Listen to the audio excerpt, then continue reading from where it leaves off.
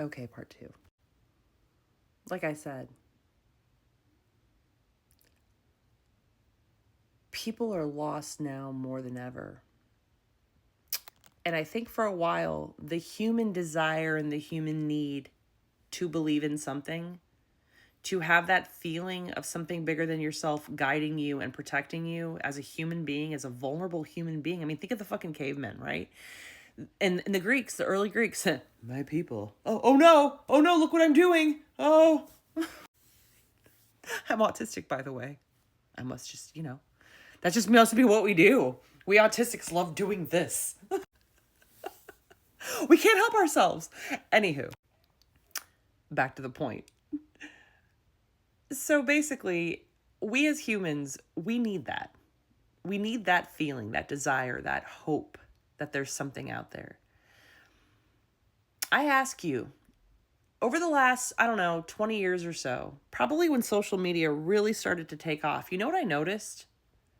When I was a child of the 80s, 90s, people weren't afraid to talk about God. Like, we'd have students at school. Maybe it wasn't sponsored by the school, but you'd have people outside after school. There'd be Christian groups on campus where it wasn't sponsored, but people would have them. And nobody thought twice about it. They were like, okay, yeah, some young people want to have Christian shit. Cool, whatever. And then social media happened. And then those same young people, you know what they noticed? They noticed that when they would start to put up posts on social media about God or Jesus, they were trolled, they were heckled, they were made fun of. And suddenly it became this thing where it was like embarrassing to love God or to worship God. And people bought into it.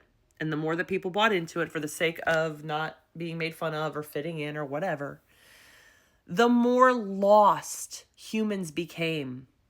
Because see, what you have to have if you're really a follower of Christ or any other religion, you have to have conviction to fight for what you believe for, like what you believe in. If you're a watered down, person who worships, I don't know how you'd say it. If you don't really believe the things you think you believe, if you aren't prepared to fight for God or for God's word or whatever, this is the consequence then. The things that you should fight for become lost. The things that you used to take for granted, that people just would always be okay with you worshiping God, will become lost, and they are. And what's crept in its place is evil.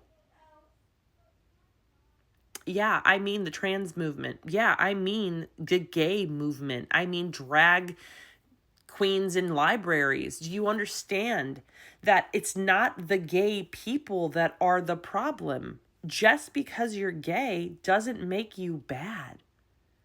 Me as a Christian, I'll say that. I don't dislike you just because you're gay. I don't give a shit. You being gay is a complete non-issue for me. The only time it became a problem is when social media started taking these very adult topics and putting them in spaces where children exist. Then, because we were doing it online, it trickled into regular life. The lines became blurred on what once was considered debauchery and never would happen to now suddenly, if you don't support it, you're evil. No, we're not. You are. You are if you lost your path with Christ. You are if you don't see the wrong in putting children in those spaces or putting those people around your children. If you cannot differentiate and you say that bringing children and the homosexual lifestyle, transgender lifestyle, drag queen lifestyle, if you're telling me that as a mother, I'm a bad mom because the things that up until social media would have been absolutely an abomination to ever put around a child. Suddenly, because social media in the last 15 years has told us it's good for kids, now we're supposed to let go of every other belief system we've had as humans, right? We're the evil ones. No, we're not. What we are is we have convictions and we're sticking to them. And for a group of people who have no convictions, remember at the start of part 1 when I specifically said, they're angry, they're fighting, they want to fight for something, but they're on the wrong side. They've been duped by evil to think they are supporting something good. And that's what's so sad about all of this, about most young people in this country that are so angry. They are so misled and so misguided, and we need to blame ourselves, y'all, because these young people who are 15, 20 years old, 25 years old were raised by us, 45, 50-year-olds, right? We messed up. So where's your conviction? You ready to stand up and fight for what you believe in and really force it? And I'm not saying force it down people's throats. I'm saying stand up and actually fight this time. Stand up, and when people come to you and make fun of you for believing in God, you don't sit there and hide. You stand up and say, no, this is why the world became the way it did the first time, because we got lazy and complacent and complicit and we didn't want to fight. And more than ever now, the young people are telling us, okay, boomer, we're the new boomers, right? We're the boomers. 45, 50-year-olds, we're the boomers, even though we're not boomer. I'm Gen X. Gen X is the new boomer to these 20-year-olds.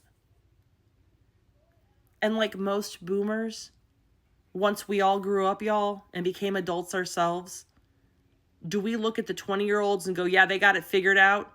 Or do we look at our parents and their generation and go, why didn't we listen, right? Every child, tale as old as time. Most people will grow up and go, why didn't I listen? If only I would have listened, or if I would have known then what I know now. I'm not mad at 20-year-olds who want to scream. I'm not mad at 20-year-olds that look at me and think that I'm hateful because I'm fed up with this evil shit being stuck in every facet of my children's lives. YouTube, Disney, turn on your TV, go to the store. Something is staring your kid in the face, and it's telling your kid that you're the evil one and the world is good. I homeschool my 2 younger children because my 2 older ones I did not take enough time. And it's not their fault, it's mine. I was too sick at the time when my kids were younger to be able to really teach them what they should have been taught. And that's my mistake. So this time around, I am now homeschooling my 2 younger ones, and I am going to make sure that I surround them with nothing but God's word and what He wants for humanity, not what YouTube or Disney or social media wants for humanity and my children. If I have to isolate my children from this sick world, then I'll do that. Doesn't mean I'm not going to have them still hang out with other kids and go play and be children, but I'm unplugging them from this sick society. Until the world goes back to somewhat normalcy, I will absolutely do what it takes to protect my children. There is a part 3 to this, because I'm still getting ready to show y'all exactly what I'm talking about, how lost these young people are.